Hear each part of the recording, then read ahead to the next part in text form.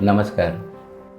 याच्यानंतर धनुराशी, या राशीचा अधिपती गुरु असतो आणि यावेळी गुरु पंचम स्थानात आहे. पंचम स्थान हे गुरुला फार चांगलं स्थान मानतात. त्यामुळे ज्यांना संतती नाही आहे त्यांना संतती होऊ शकते, नवीन मित्र वगैरे मिळू शकतात.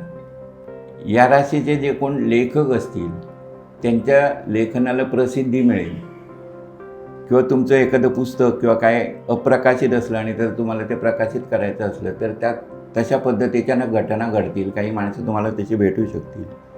फक्त याच दरम्यान प्रॉपर्टीतले घरातले जर काही वाद असतील तर ते परत नव्यानं उत्पन्न होऊ शकतात.